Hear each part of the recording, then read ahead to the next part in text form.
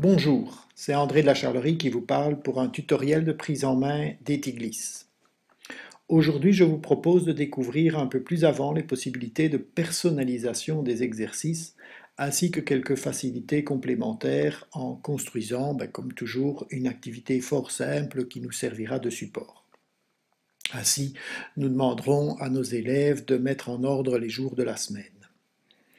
Alors, pour cela, nous allons d'abord construire un exercice comme nous en avons pris l'habitude, mais auparavant, je voudrais faire un petit tour avec vous sur l'interface de liste des exercices disponibles. En effet, nous avons créé dans les tutoriels précédents 3 exercices qui sont pour l'instant tous visibles. Lorsque nous aurons créé quelques dizaines d'exercices, cette liste va s'allonger, il sera important de pouvoir la manipuler convenablement. Vous pouvez tout d'abord utiliser la zone recherchée qui permettra de chercher un mot qui se trouve dans une étiquette, dans le titre, dans les compétences. Ça vous permettra facilement de retrouver un exercice dans le paquet. Vous pouvez également les structurer en cherchant ici par compétences. Et donc, si je vais chercher savoir écrire, nous n'aurons plus que les exercices qui concernent cette compétence, d'où l'intérêt de choisir des termes pour les compétences qui soient cohérents. Idem pour les activités. Vous avez aussi la possibilité de trier avec les différents boutons. Vous voyez que par défaut, l'ensemble, et je vais revenir à l'ensemble où on les voit toutes, vous voyez que par défaut, elles sont toujours triées en ayant la plus récente au début, de telle manière que vous ayez effectivement accès aux exercices que vous avez créés le plus récemment et qui sont probablement ceux qui sont les plus utiles pour vous à ce moment-là. Mais vous pouvez choisir de trier aussi par ordre alphabétique inverse ou direct des différents noms du titre ou éventuellement pour l'ordre direct des dates. Alors vous avez une zone qui est ici, qui est indiquée visible. Qu'est-ce que ça veut dire? Ça veut dire que ces exercices sont pour l'instant visibles sur la tablette des élèves qui possèdent le code de classe que nous avions créé au tout début, nous avions mis dans la liste. Mais dans la réalité, vous allez avoir rapidement beaucoup d'exercices et vous ne souhaitez pas que les élèves aient accès à tous ces exercices. Vous allez les concentrer uniquement sur les exercices qui sont intéressants. Par exemple, on a décidé de faire disparaître cet exercice et celui-ci. Et de cette manière, nous n'aurons plus que l'exercice classer des rectangles et triangles. Si je reviens sur la tablette, j'active la tablette, classe d'André.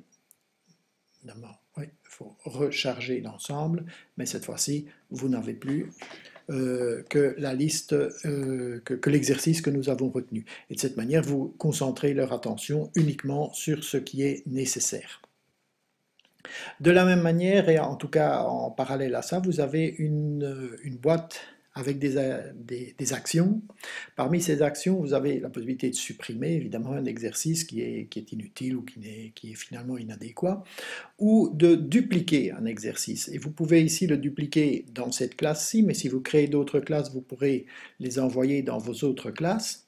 Et pourquoi dupliquer un exercice? Bien notamment pour pouvoir créer un exercice qui soit semblable mais légèrement différent. Vous pourrez par exemple avoir des exercices qui sont de plus en plus difficiles et donc avoir une forme de différenciation pour vos élèves grâce à cet outil qui vous permet de créer comme ça des exercices qui ont des nuances dans leur disposition. Vous créez ici dupliquer l'exercice et nous avons effectivement une copie que nous allons pouvoir éditer et modifier. Elle est a priori visible comme telle et elle reçoit d'office le préfixe copie 2 que vous pourrez modifier à l'intérieur de l'exercice.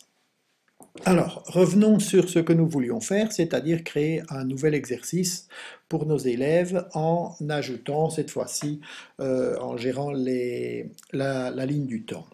Et donc, la compétence va se situer dans le temps. L'activité, ça va être jour de la semaine. Et le titre, ça va par exemple être ordonner les noms Alors, nous allons choisir comme organisation une structure qui va être cette fois la structure ligne du temps horizontale. Vous voyez qu'il y en a plusieurs. Il y a une ligne du temps horizontale simple, double, si nous avons beaucoup d'éléments à placer, une ligne du temps verticale, et également, c'est en fait le même système, la mise en ordre d'un texte, mais dans notre cas, nous allons tout d'abord prendre celle-ci. Nous n'avons pas besoin d'image et donc nous allons créer nos étiquettes que voici. Nous allons comme d'habitude préciser une consigne. Mets les jours dans l'ordre et il nous suffit de taper ici dimanche et puis lundi, mardi, mercredi, jeudi, vendredi, que nous allons taper ici, et puis samedi. Et nous avons ainsi tapé les 7 jours. Nous pouvons immédiatement tout enregistrer. Nous avons ainsi notre exercice qui est déjà fait dans sa version classique. Nous pouvons tester, nous redemandons un petit rechargement. Nous voyons effectivement nos 2 copies qui sont apparues, mais surtout nous allons travailler sur ordonner les jours. Et nous avons notre exercice qui est présent. Nous avons oublié d'ailleurs d'en demander l'autocorrection. Nous pourrions effectivement commencer à placer les différentes étiquettes ici. Nous allons changer cela. Voilà. Jeudi, vendredi. On pourrait d'ailleurs faire nos étiquettes un petit peu plus grandes. C'est ce que nous allons faire dans un instant. Pour ça, nous revenons sur l'interface, revoir l'exercice modifié que nous retrouvons ici. Nous avons d'abord dit que nous allions ordonner nos exercices et surtout demander l'autocorrection. L'autocorrection est très simple dans un exercice d'ordonnancement de différents éléments, que ce soit ici les étiquettes ou éventuellement même dans un texte, parce qu'effectivement c'est l'ordre de présentation des différents éléments, des différentes étiquettes dans la liste qui est valable. Et ici peut-être serait-il judicieux de déplacer le dimanche tout en fin de semaine avec le week-end. Et pour cela il suffit simplement de le prendre, de le faire glisser. Ici, c'est peut-être plus facile de le faire en 2 fois. Nous allons déplacer notre dimanche, et voilà, notre dimanche est arrivé tout en bas. Maintenant, il a l'ordre 7 dans la liste. Alors, de la même manière, nous allons changer un petit peu la présentation. Alors, cette présentation, habituellement, vous la connaissez maintenant, nous avons un bleu azur en fond d'écran avec une étiquette qui est dans un gris très très léger, un bord plutôt orangé rouge et un texte qui est en gris anthracite. Eh bien, nous pouvons changer chacun de ces éléments et par exemple, nous allons ici choisir un fond de couleur pêche. Vous voyez que l'illustration simule autant que faire se peut les couleurs de façon à ce qu'on puisse s'en rendre compte immédiatement. Je vous propose par exemple un fond de type lavande, légèrement bleuté, des contours qui pourraient être bleu acier, et nous allons prendre par exemple une couleur de texte myrtille. Voilà. De la même manière, nous avons vu que le texte pouvait être un petit peu plus grand, nos étiquettes ne remplissaient pas tout à fait la largeur, et donc vous voyez que nous avons plusieurs tailles de texte, nous pourrions utiliser un texte un petit peu plus grand, et nous allons également utiliser une fois, même si ce n'est pas ici indispensable, nous allons illustrer l'écriture cursive. Alors, sur votre interface, ce n'est pas de l'écriture cursive, nous sommes bien d'accord, mais nous allons voir que sur la tablette, nous aurons réellement de l'écriture cursive. Nous pouvons encore modifier la bordure ici, ou lorsqu'il s'agit d'images, de changer la taille de celle-ci. Alors, je vous montre également que nous avons toute une série de boutons d'export dont nous allons parler dans un instant et je vous suggère de cocher ici identification, de demander le prénom à l'élève avant l'enregistrement. Ce sera beaucoup plus clair lorsque nous allons en faire la démonstration.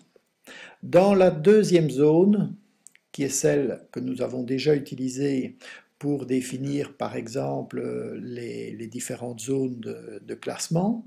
Nous avons ici une ligne du temps simple, qui est d'ailleurs une ligne qui est en jaune. Cette couleur n'est peut-être pas très heureuse. Nous allons aussi mettre du bleu acier, ce sera beaucoup plus lisible, le contraste sera meilleur et nous pouvons donner un titre, ici début de la semaine, et nous indiquerons par exemple ici week-end. Voilà, ces éléments étant modifiés, nous allons tout enregistrer et nous allons nous porter à nouveau sur notre tablette pour voir ce qu'il en est. Bien sûr, nous devons recharger notre exercice et voilà, nous avons cette fois-ci la possibilité d'avoir nos différents jours.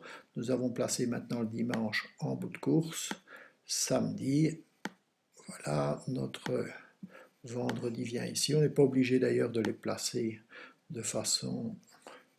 Hein, on va avoir hop, mardi, oui, mercredi, jeudi, vendredi, samedi. Tout cela est-il correct? Oui, c'est correct.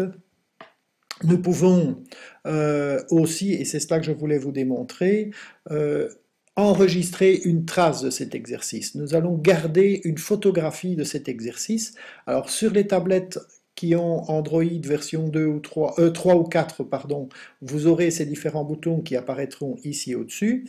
Dans notre émulateur, il faut aller les chercher dans le menu, mais nous avons la possibilité de partager vers Evernote, Google Drive, la Dropbox, pour autant que ces logiciels soient installés et configuré avec un compte adéquat. Nous allons ici utiliser plutôt le partage et voici l'endroit où on demande à l'élève son prénom.